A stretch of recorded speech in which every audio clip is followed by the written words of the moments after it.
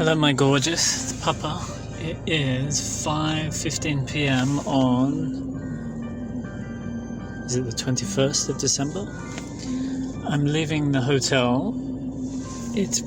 I've been there for quite a while. I was planning to upload voice messages and stuff, but Elaine is doing my reference for the council job and she needed information, and somehow all these hours have disappeared. But I'm off for the next 2 days, so I'll probably just stay home and upload all the videos. Time goes quick. So we finished work early again today, which is great. I ran to the car, which was great. It's about 2 miles, I think. It's not very far at all. So I get changed and then run, and then I get changed back when I go into the hotel, so I'm not sitting in sweaty running clothes. I've not heard from Mama. Nothing at all. Zero zip. I've not heard from my mother or my brother either, which is fascinating. They just stopped communicating. Anyway, so in the conversation with Elaine, I needed to look up my undergraduate degree, which is at the University of Newcastle in Australia. And I remember, so let me have a look. And I had lots of fond memories of my time in Newcastle. I did my undergraduate degree there. I came to know about Newcastle because I can't remember which year it was, but there was an earthquake, and Papa, my dad, your grandfather, was an engineer, as you know, and so he went there to work on the earthquake, which is just awesome. So we used to go there and spend the holidays with him. My parents were divorced then, and it was really interesting because we would stay in a hotel. Newcastle is not like what it is now. It's very run down then. Now it's very shishi. And it was a bit, it was a bit strange. It was sort of an industrial, well, it was a very industrial town. So it had a real industrial feel to it.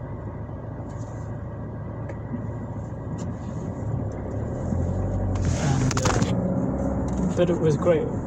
It was really nice. It was always great to spend time with Dad. I mean, I think he worked during the day, but he'd sort of drop us off at the beach and come and collect us. I think I spent a lot of time with my little brother then, Will. I don't think he surfs, but I think he did bodyboarding, which is where you lay down on a board rather than stand on it. So we used to go surfing together for the day, and then Papa would come pick us up and sometimes meet at, go for lunch, or depending on what his work schedule was. I think we were quite young.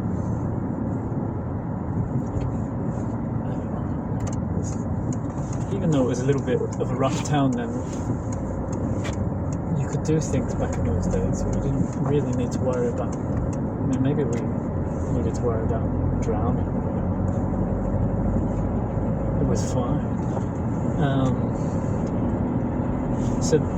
So I got to know Newcastle. I really liked the place. I don't know why.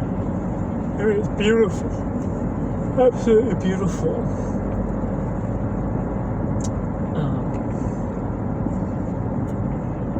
But industrial, very industrial.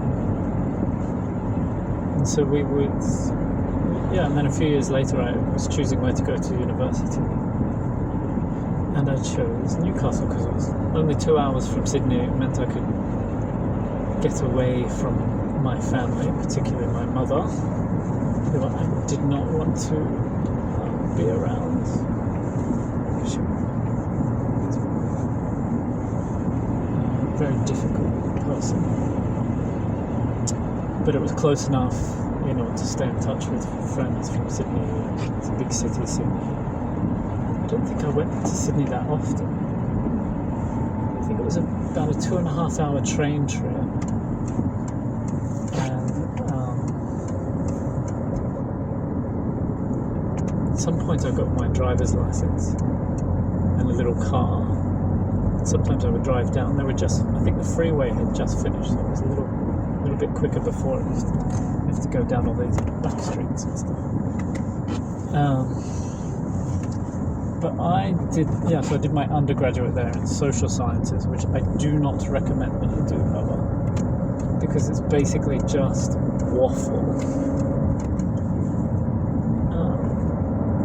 If you go to university, which I don't know if it's a good thing to do, really. I mean, this is the difference between my mother and my father, your grandmother and your grandfather. His Papa used to say, you work, you find your way.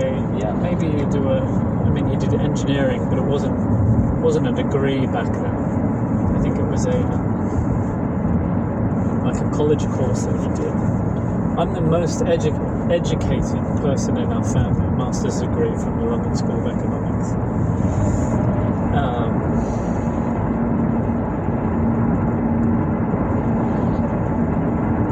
So that's kind of crazy. Maybe that reflects on what happened with my protest and stuff. Because I do believe there is such a thing as over-educated, and you can see what happens with those kind of do courses like social sciences. It's just 85% nonsense and 25% solid. You just end up kind of making stuff up. So I was very fortunate that I managed to get a house right on the end of the peninsula in an area called East Newcastle. I don't know how I came across it, but a friend. I became friends with. So I started off doing psychology and changed because I got into the psychology course and was like, this is weird.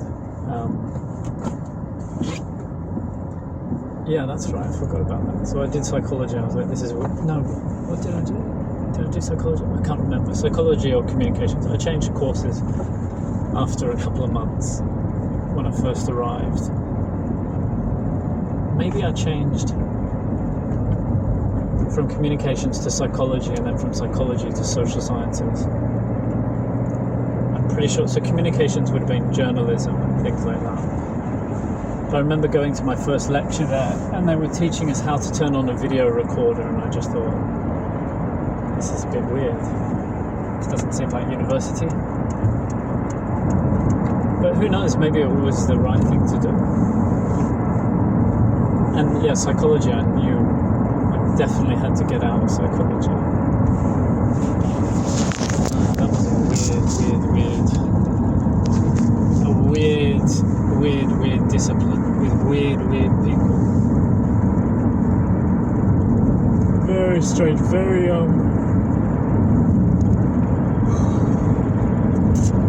just very weird.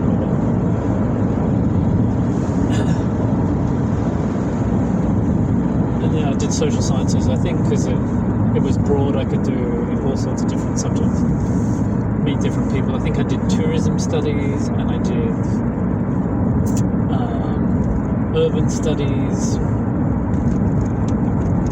which is basically just some academic comes up with a theory, tries to prove it.